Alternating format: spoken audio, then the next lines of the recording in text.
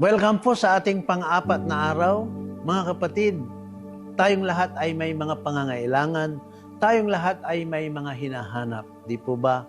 At pagdating natin sa church, of course, wala ho tayong ibang hinahanap, kundi ang ating Panginoon dahil sa Kanya lang natin matatagpuan lahat ng ating pangangailangan.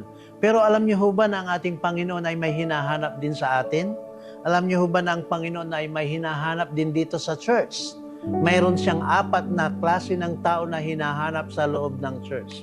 Ang una ay matatagpuan sa John chapter 4 verse 23 to 24. Nang sabi niya, dumating na ang panahon na ang aking Ama ay naghahanap ng mga totoong sumasamba sa Kanya.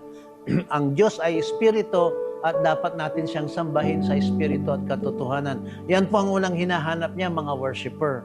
Pangalawa pong hinahanap niya ay yung may mga pananampalataya. Dalawang scripture matatagpuan sa aklat ng Lucas. Yung isa ay Syrophoenician woman. Sinabi ng Panginoon sa kanya, hindi pa panahon para ibigay sa mga aso ang pagkain ng mga anak. Ngunit ang sabi ng babaeng ito, Panginoon, kahit ang aso man ay may karapatang pumulot pa rin ng mga pagkaing mahulog sa mesa.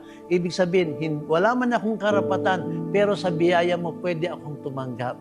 Katulad din ng Roman centurion na ang sabi niya, Panginoon, hindi mo kinakailangan sumama sa akin. I know, just speak the word. I know my servant will be healed.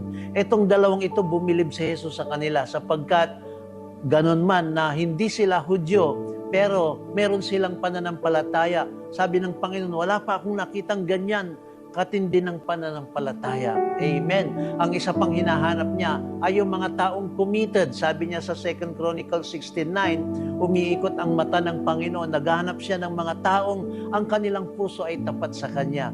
At ang last na hinahanap niya ay declare, matatagpuan niya sa atin, ay walang iba kundi mga intercessor.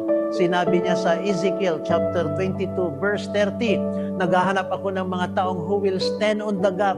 At kapag nakita niya ang mga taong nag-i-intercede, they stand on the gap, hindi niya itutuloy ang judgment, kundi ang i-release niya ay pagpapala sa ating lahat.